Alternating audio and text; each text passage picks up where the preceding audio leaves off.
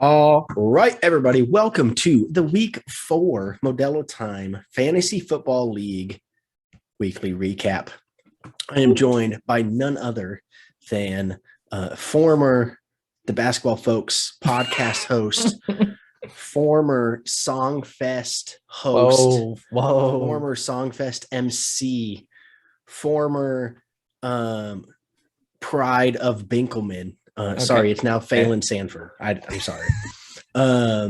Levi Swenson. Everyone, yeah, round of applause. Lots of formers and no currents, baby. That's how we do it. Maybe future Modelo Time champion. Doubt it, but maybe. We are in for a treat this week. One, being joined by Levi. Two, we had an actually active week, trade-wise in our league for the first time this season. So let's just go ahead and get started with those. This week we saw three trades. The first being between Friday Night Splash and Ben Smith and Bad Mother Tucker and Eric Lanier. Friday Night Splash receives Daryl Henderson, and then Bad Mother Tucker receives a 2024 second round pick. Eric, it kind of seems maybe is starting a rebuild. Kind of seems like maybe that's the case. I know that's the case because he reached out to me about my 2024 first, and I said, "Get the fuck out of here." Next, we have a trade between, again, Bad Mother Tucker and Traylon Park Girls. Bad Mother Tucker received a 2024 first and Calvin Ridley, and then Traylon Park Girls receives Dalvin Cook. Levi, what do you think about that trade? I actually heard a little bit about this trade, before it was happening. Some sources reached out to me to see if it was true. I could neither confirm nor deny. I don't want to, get into why we can't and can do things. But no, I think this is a good trade for Seth. The rich get richer in this case, because as we'll see, maybe not. Well, he's just dominating the league, and he just gets another top 2 running back. So it's a good trade for him. And Eric continues in the trend of a rebuild. So yeah, we're definitely a good trade on both parties, I think. I agree. I think it's a very risky trade for both sides. The recipient of Dalvin Cook could be, because he's already injured that shoulder once this year, right? Very likely to happen again.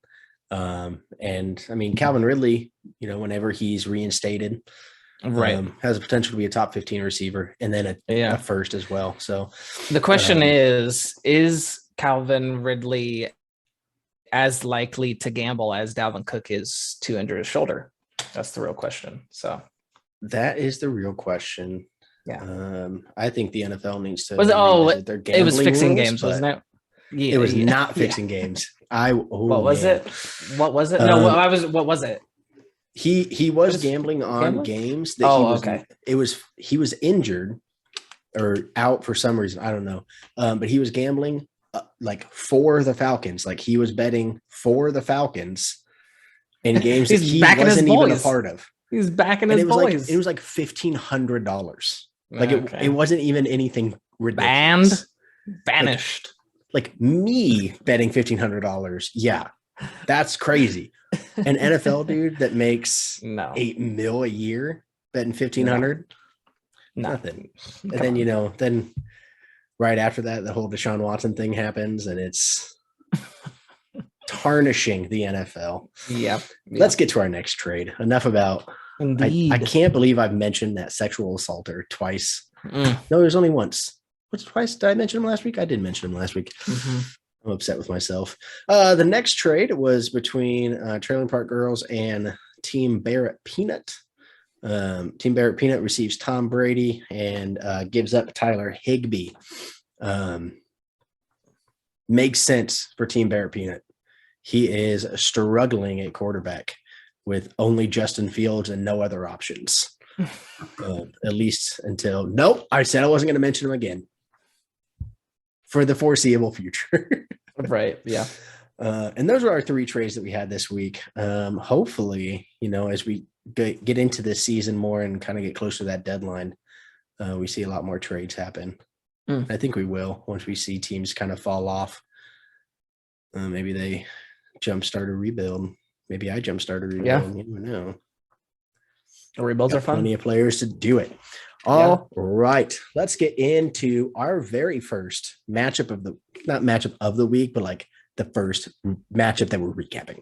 Yes. And it just so happens to be just Jalen facing worst to slightly better. Unfortunately, Levi, you were unable to come out on top. No. Yeah. Losing by 30. Not awful. No. Not the worst loss of the week. Worst to slightly better. Was able to win their second game in a row this season as they were able to defeat just Jalen. Led by the resurgence of Derrick Henry, this team is starting to be slightly better than they were last year. The question for this team moving forward is, will they continue to go with Russell Wilson at QB, or do they make the change to the QB 5 on the season, Jared Goff? And I believe the namesake of his team last year.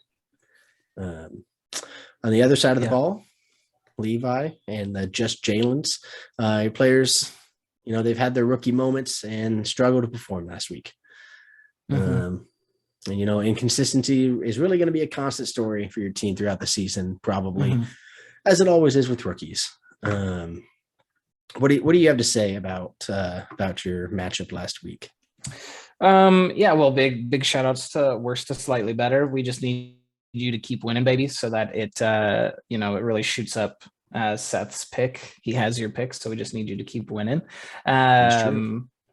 I think that, Brees had a good week. He probably had his best week so far. Not everybody performed, but, Tyler Algier got some good points as well. We're looking, forward to him having more of a true role on the fantasy team as well. So, you know what? Yeah, we win some and we lose some. And soon we'll be able to put it all together and hopefully get some good performances out of the boys. Yeah. Algier, looking probably going to be the starting running back here going forward. I imagine. At least until Damian Williams comes back. Worst to slightly better had this to say. Worst to first is rebranded to worst to slightly better, which we have already covered numerous times. Right. Since the name change, though, we are on a 2-game win streak. Henry and Williams are leading the squad, and we are excited to build on this momentum.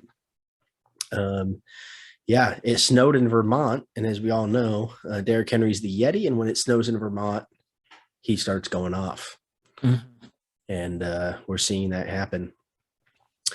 Up next, our next game, Sutton on TDs, handling business against Tight End Factory Reincarnated. Sutton on TDs was able to get back in the win column after putting up a dominating performance in this one, led by the running back 2 on the season, Saquon Barkley. It was a complete team effort for Sutton on TDs, as only 3 players were not in double figures. However, the Tight End Factory had the exact opposite problem, as they only had 3 players who scored in double figures, led by the 49ers defense. This is a team plagued by injuries, but they were going out and fighting every single week.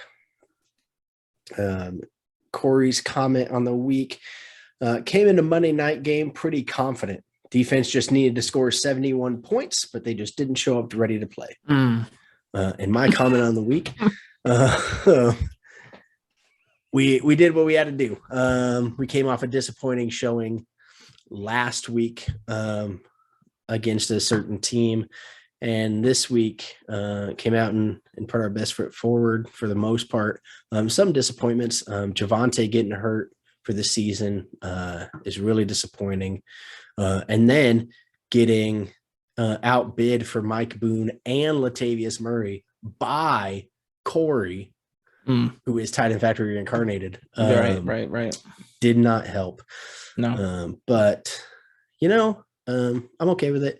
I think we still have some good running backs. I think our receivers are going to carry us. Cooper Kupp's going to do what he does. AJ Brown is going to do what he does. Right. Hopefully Sutton Josh Jacobs, right? I do have Josh Jacobs, who has been on my bench all season long. But gonna have to play some games. I mean, he's gonna be Scored 30 someone points I'm gonna have last to week. rely on. He did score 30 points last week, but I didn't need him, so it's okay. I'm not too upset about it. All right, our next matchup.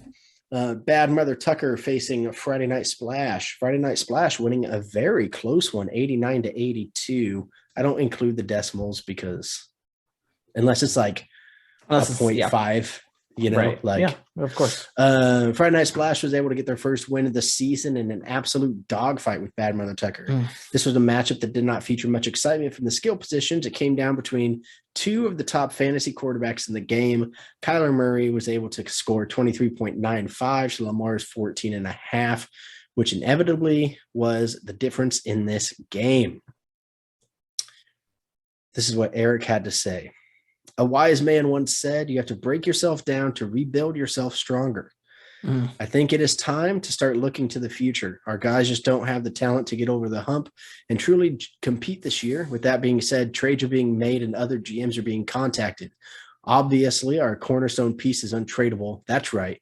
We will not be moving on from Justin Tucker. And then Ben Smith had this to say. J.K. Dobbins scored more than Lamar Jackson. That's it. That's all he had to say. It's a good quote. And he sent me a picture that I am going to make the thumbnail on YouTube because I think it's amazing. It's so funny. So there's a little teaser for you. By the time you guys get to this point, I was like, are you going to show us? Yeah, I was like, it's only a teaser for you, like because I'm the only one that knows about everyone else gets to this. They've definitely. I'll yeah, like they've already seen it at this point. You're just letting them know that what they've seen was a teaser for us 2 days ago. Yeah, you Levi. That's what I'm teasing. Yeah. All right, our next matchup, Skull Purple Nurples, absolutely obliterating Kissing Cousins, 179-96. This one was ugly. Skull Purple Nurples were able to get their first win of the season. No more zero win teams. Everyone has a win so far. So everyone's got a dub. They were able to get their first win on the season despite leading the entire league in scoring. Absolutely dominating performances from Justin Jefferson, T. Higgins, TJ Hawkinson, DK Metcalf, Jamal Williams, and if that's not enough, Joe Burrow. There's a reason this team is leading the league in scoring. It only took until week 4 for them to put it all together and come out with a victory. Rashad Penny's big day was not enough to overcome the firepower of Skull Purple Nurples. This Kissing Cousins team has some pieces to be successful. Their coach has their work cut out for them as they are still searching for the lineup that puts them in the best position to be successful. We were able to reach Osti for comment. We were able to reach everyone for comment this week, which is phenomenal. That's fantastic. Yeah. This is what Osti had to say. League. I've got one thing to say about my adventure so far. 520 points scored, most in the league. 523 points against, by far the most in the league. 1-3 record, 8th in the league. Good things are on the horizon for the Purple Nurples. I don't mean to bash Osti here, but he said he has one thing to say and then said 4 things. Yeah. You said you have one, keep it at 1. Yeah. Goodness gracious. Get your shit together, Osti. And this is what Steven had to say. Nothing I could have done would have won me my matchup this week, but I did see some impressive things out of my players. I built my roster with undervalued talent, and I'm beginning to see it pay off with some consistency where no one else expected it. Also, I almost thought about overpaying for Cordero Patterson. Good thing you didn't. Like prior to this matchup. Oh, yeah. And I am so glad I did not do that. And now our second to last matchup, Team Barrett Peanut facing Phil the Thrill. Phil the Thrill, another just monstrous showing, winning 130-64. Team Barrett Peanut missing the early morning scratch of Alvin Kamara and leaving him in the lineup would not have mattered with how much Phil the Thrill was able to dominate this matchup. Big games from the receiving core of Mike Evans, Tyreek Hill, and Debo led the way. Throw in a monster performance from rookie running back Dameon Pierce, and you have a recipe for success. Phil the Thrill joins another team as the only 2 undefeated teams in the league. Team Barrett Peanut continues to struggle from less than stellar play at the quarterback position. This is a weakness on their team that should be addressed if they want to remain successful, and they did address that. They did. Weakness. Team Barrett Peanut pressed in, had this to say. It's been a rough couple of weeks for the squad. Had too many quarterback prospects during the offseason, only to realize we actually have no viable candidates ready to lead the team right now. This last week, we had a jet-lagged player that couldn't provide any upside to the team, and some of our leaders not getting the job done. We've really got to come together to right the ship soon. And from Eric, we got this. He told me I needed to do a great impression, and I promise you it will not be a great impression. Okay. You like that? You like that? That's the best I can do right now. You like that? That was his statement. It would have been so much funnier if he was like playing Steven, who's called Kissing Cousins. Right, yeah, that would be it'd be way better. But hey, he's undefeated. Yeah. And do you like that? One of the top teams in the league. I don't have a problem with it. I'm sure he likes it way more than I love it. Well, I love it. Not only like, I love. I love you. Oh. Well then, let's just move on to our next matchup. Our next and final matchup, Modelo's Most Wanted lost this week, 121-117. In what turned out to be the game of the week, Trev and Modelo's Most Wanted were unable to come out on top. Modelo's Most Wanted was led by the Chargers special duo of Justin Herbert and Austin Eckler. However, a very disappointing showing from Jonathan Taylor, Michael Pittman, and Jamar Chase proved to be too much to overcome. Since the loss, Modelo Most Wanted has been putting their players on notice by adding them to the trade block. We'll see if they actually move on from some of their key guys. And this is the quote we got from Trev. Our record is indicative of how our season has gone so far, 2-2. Very average. Yeah, we have had guys struggle, but this comes down to me. I have to do a better job of putting our guys in a position to succeed. If that position to succeed is with another team in the league, that is something that we would be willing to explore. Whoa. Look out, everybody. Yeah. He is in the wheeling and dealing mood. And Levi, I have to tell you this. This is a very big change of pace right now. Yeah. I got home today and was absolutely scared for my life. Oh. Because on my door, as I walked into my apartment today, there was this envelope. Oh. This envelope. Can you see what that says? Yeah, it says to Modelo time, do not read until recording your little recap. Dang, yeah. The funny thing is, we were supposed to with the record adjective this. There. Yeah, we were supposed to record this 2 days ago. Yeah. How did they not? How did they know that we didn't record 2 days ago? Like I told everybody that we were recording 2 days ago. I have not opened it. You can see. I have not. It is sealed. No, yeah, with your 4K camera, we can definitely see that the envelope has not been opened. For sure. I'm gonna open it. Definitely. Do you not have an envelope opener? Wow. Yeah, right here. Watch this, right? Yeah. Boom. Also, do you open across the top or across the side? That depends on how I'm feeling. If I'm feeling nasty, I'll just grab it on the end and bite it and just rip it off and then pour out the contents. Yeah. But usually just across the top. I always go the side because side makes me feel cool. It's less. And it's less. Right. And you feel cool. I'm all about taking the lazy way out. You are, yeah. All right. Let's see what this is. This little recap.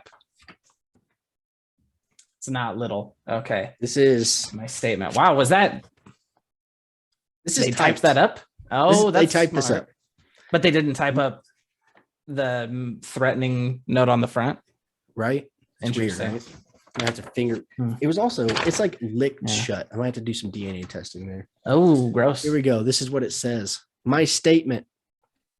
Since Eric won, this week is about him. Make sure not to mention how I am in first place, or how I am the defending champ, or how I have beaten the two best teams already.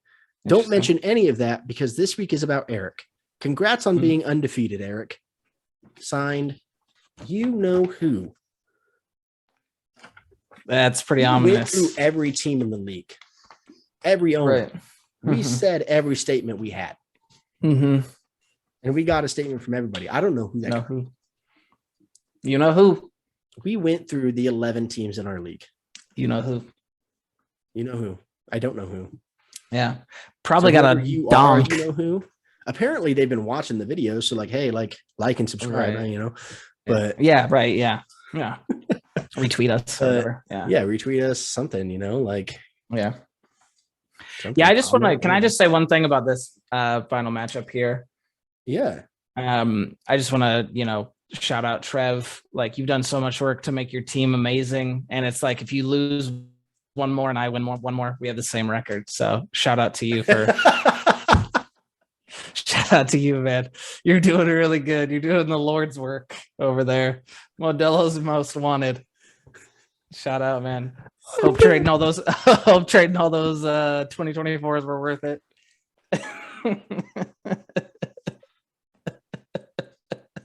Woo. Oh, you gave Dalton the number one running back in the league in 90 first round picks. And you're 2-2. Congrats, man. Also, that's awesome. Do you know how many people came at me? We're like, that's a terrible trade for you. I mean, it's looking pretty good so far. Yeah, looking pretty good. Pretty good. All right, Seth, Levi, I'm coming for you next week. Levi, while I have you, I want to ask you some questions. Oh, yeah. Okay. First question. How do you think your team has performed this far? Any surprises, disappointments? What you got? The Just Jalen's, obviously it's in the name. We were ready to be backpacked by Jalen, and we have been so far. Shout out to him. He's been awesome. So good this year. Glad that he's stepped up and the Eagles have put the faith of the whole franchise, on him, because we've done that as a team as well. But big surprises. I mean, the rookies, like we kind of talked about, were a little inconsistent. A lot of rookies are going to do that, but Drake London has been impressive. Chris Olave, Jahan Dotson, those guys have been pretty awesome for me. So I can't complain too much. Where did you get Olave at in the draft? I believe it was the 6th pick. I think I had the 6th or the 5th. I can't remember what I had. Somewhere in there. So because it went, I can't remember. I think I had 1, 2, and 6 actually. Yeah, that's what I'll say. You went Brees at 1, then you went London at 2, and then I think Chris Olave at 6, because it was Steven had 2 in between and Seth had 1 in between my picks. Okay. I thought you got him much later than that. That's why I asked. No, Jahan Dotson I got in the 2nd round though. Oh, yeah. I can't say like I missed out because I had 1 pick in the draft in the 5th You did. round. Yeah, you did. Yeah. And I almost sniped you until you traded up in the 4th round. Dude, there's no way I was letting you get him. I've also dropped him since then. So I'm going to go pick him up. Trade you. Saquon. He's been a healthy scratch every single week. So so I'd say, to answer your question though, definitely highlights have been the rookies. Disappointments though, I mean, when I drafted the Commanders back in our inaugural draft in 2019 or 20 or whenever that was, they played they had that amazing year where they were like the number 1 defense or, close top 5, top 10. And then they've just been poor. So might have to throw it on them. They just continue to get my hopes up. I think I put them in the starting lineup this week because they're out of all my teams. I think they're playing maybe the worst offense. I don't know. We'll see how they do. But I'd say, that's probably my answer for that whole little thing there. All right. Next question. Let's get a little spice going. Okay. Who has the most overrated roster in Modelo time? I mean, it's it's got to be Trev. He's 2-2, and it's Cactus. It literally has. That's true. Until he figures it out. Until they figure it out, like he does have a good roster, but yeah, right now, the wins and loss columns are not lying. So I would say probably Trev. And then if I wouldn't say Trev, it'd probably, well, his brother's rebuilding, so we'll let that one slide. But he's blown it up. He's seen that he needs to make some changes. So that is true. Join the rebuilding squad, and we'll take it to the top in 4 years from now. So all right. Next one here. You and two members of your team are fighting Francis Ngannou, the current UFC heavyweight champ, who also holds the world record for hardest punch ever. Right. Him, Bud Crawford, and The Rock. Who are you picking? Yeah, I mean, at first I wanted to say fuck them, I'll fight them all three by myself. Then I realized, no, we got a team. We got to be team players here. We got to share the glory of totally destroying all these guys. So for sure, I think that obviously I'm going to rock with Jalen Hurts. Obviously, of course. Obviously, right? Obviously, he's my boy. He's number one, and that hardest punch when he comes through, he's probably just going to do a slight 360 turn, a slight 180 turn. And he's going to the punch is he's just going to absorb it with his massive dunk. And it's just going to ricochet back. It's going to break. Did you say arm? Dong? Dunk. But okay. Cheeks. Thank you. Yeah. For clarifying. And it's going to ricochet back. It's going to shatter Francis Ngannou's arm, and he's going to not be able to continue in the fight. Immediate victory there. Obviously, I'm going to take The Rock, and that's like not even going to be a problem. Yeah, and that makes sense. That's easy. Don't even need to clarify why that is that way. And then actually, I mean, this one was kind of hard because I was looking through, and I just feel like nobody really encapsulates just Jalen's grit and determination, the Titan from the Titans. I don't even remember what his name was. Chigozim. I'm taking him to fight Bud Crawford, and it's just gonna be, we're just gonna sick him on him. You know what I mean? He's bigger, right. He's stronger. Just gonna do the old Python squeeze, Nacho Libre style, and I think we got a dub. Yeah, without a scratch either on anybody. So that's an interesting take on your part. Tweet it. Let's just. I'm gonna add them too. I'm gonna add all three of them and be like, "Let's get it going. Let's see what happens." Next question for you. This is not a fantasy question. This is what's technically fantasy, but not fantasy football. Yes, gotcha. Let's say you are starting an NFL franchise. So your top 3 picks of players in the league right now, who are you taking? Offense and defense? Or yes. Oh, okay. Gotcha. But you only get 3. Yeah. No, that's okay. Like, obviously you get a full team, but like the top 3 you're taking, your first 3. Well, definitely I feel like we got to take 2 offensive players and 1 defensive player is just my mindset. And the first one, if we're doing, to start a franchise with longevity purposes, it's got to be Justin Herbert. And I'm locking him in quarterback 1, baby, quarterback 1 style. It's fair. Just got to happen. It's just got to happen. I like him. I wish that I would have taken him in the 15th round of the startup draft, but I didn't. And we are where we are. Kind of like the Huskers. Second, I would take Justin Jefferson. Justin Jefferson. It's got to be the wide receiver. I mean, he's just. It was hard, picking between him and Jamar Chase. I'm going to go Justin Jefferson because he is just that guy. You know what I mean? So I'm doing that. That's a scary duo. Yeah. And I think that, they could be they could be pretty good for years and years to come. And then this one was pretty difficult for me. But I feel like we got the youth right there. We're gonna obviously have some veteran players sprinkled out, some intermediate, whatever. But on the defensive side of the ball, I feel like I just have to take TJ Watt. It's just got to happen. He's just got to do it. Even though he's a little bit older, he's a little bit older. We got to get somebody he's not that old. I think he's like 28, isn't he? No. He just signed like his first extension. Okay, well then never mind then. He's got to be like I'm still taking 26. TJ. I'm still taking him. I thought maybe he was a little bit older. Maybe that was one of their brother that plays on that team.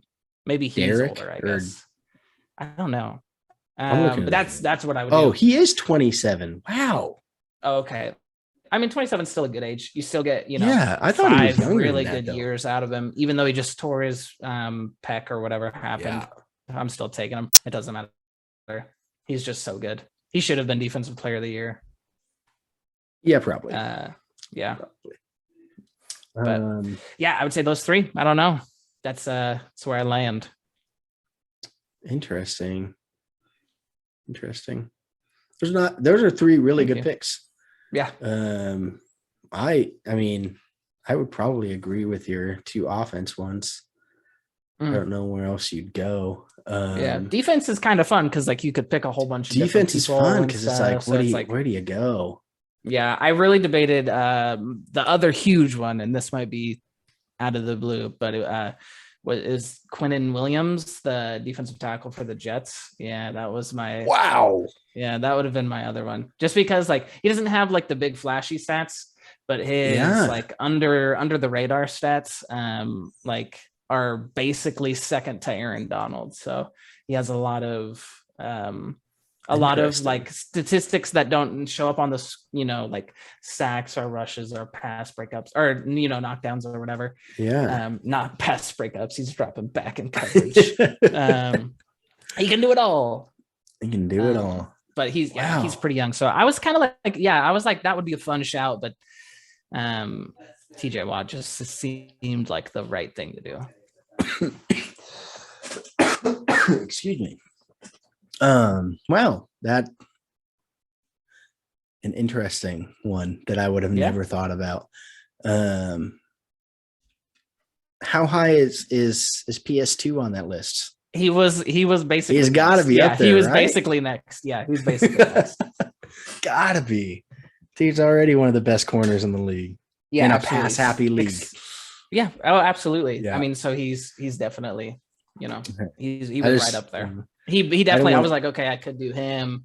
I mean, he was in the top 5 for sure, no doubts. I didn't want to be like, where's PS2? And you'd be like, I didn't even think about him. Like that would have been a little disappointing. Right. No, he was definitely top 5 along with like Devin White, like those type of guys, just like people that big, younger-ish players that can get it done, who can captain the side. So all right. Last question for you. You know how I said we're bringing a little spice earlier? Right. Well, we're bringing a lot of spice right now.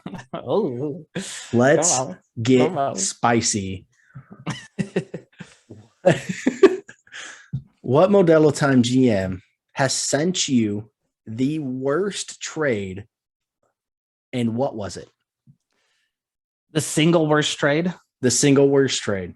Not the most bad trade offers, like the question that you sent me. We can do either. Let's do both. Okay. So which one first? The most bad trades, one you want. I don't even care. I think because it's less spicy, the most bad trade offers, and just because it's not like, can I just preface by saying, because I don't want to, I'm not trading my guys. No preface. Trev. But only because he sent me the most. Like Trev and I have done the most trade offers. So it's just like he does that. Just out of the 6,000 trade offers that he sent me, it's like, okay, so probably he's just gonna have that naturally. Are you including like the joke offers he sends? Like when he offers like, no, I don't think so. He'll send me trades where it's like, his kicker for all of my team. Oh no, he doesn't do that to me. He doesn't do that to me. Yeah, just me. Awesome, fantastic, yeah, love that. Just to you. So I'd probably say him just because of the sheer amount that we've done, but also on quantity. Yeah. And obviously, like, I'm not trading the guys I just drafted in the first round. So like anything that comes in for that, I'm like, that's bad for me. That's fair. But just because just because we talk all the time, it just kind of has to be him. Yeah. And I would expect the same thing for him to say it's probably me. Because I have sent him trades like that before, where it's just like, I'll send you my kicker for whatever. But to be fair, my kicker was Young-Hil Koo before I traded him to him. So to him, it maybe wasn't a bad trade. Maybe it wasn't a bad trade. All right. So who has sent you the worst trade? The worst trade, and you want to know what it is, or okay. Oh, I want to know what it is. Okay, so I think just one comes to mind. And if we want the read receipts, I've got it screenshotted because of how nasty it truly was. And hopefully they don't hate me too much for exposing them, putting them full expose here. But I was offered. Should I say what it was and then who it was to make it a little more dramatic? Yes, please. I was offered Chris Carson for the 101 last year. The since retired Chris Carson.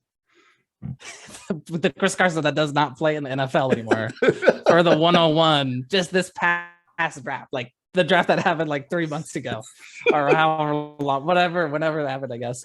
The draft for this season. And wait, yeah. Time out. And also, I'll just double down. The same person, the same person. Yes, sent me. They sent me Gabe Davis.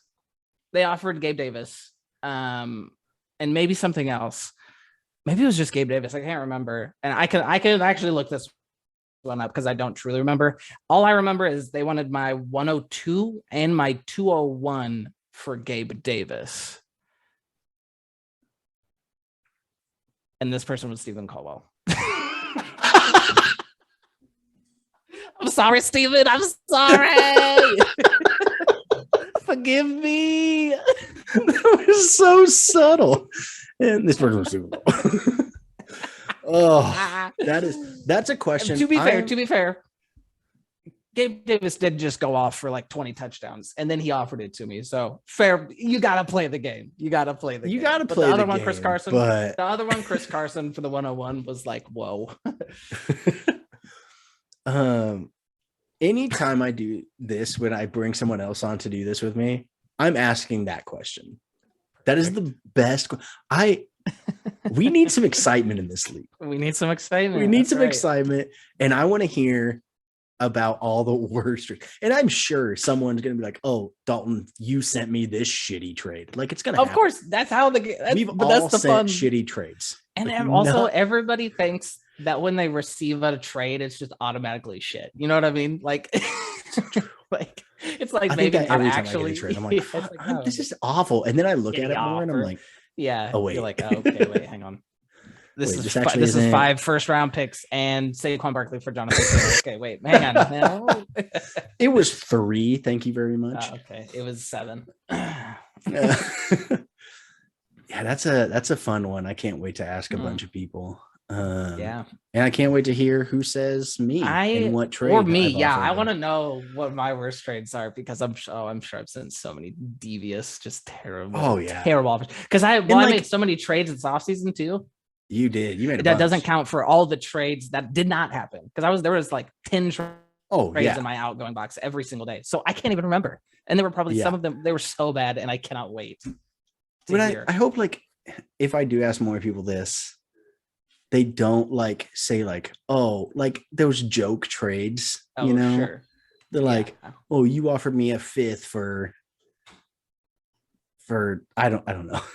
Well, yeah, I guess we'll see.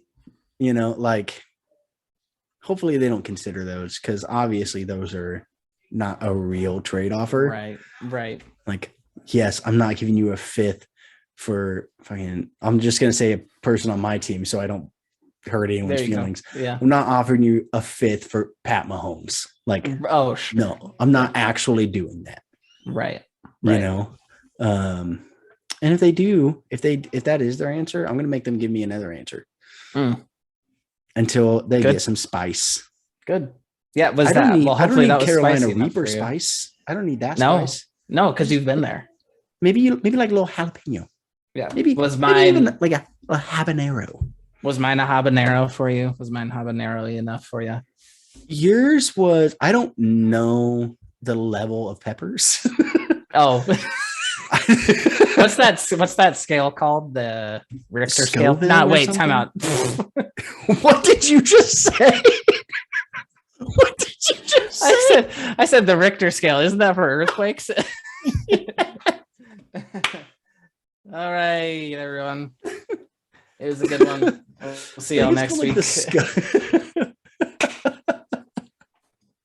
Like the Scoville scale or something like that. But yeah, I would say yours was pretty spicy.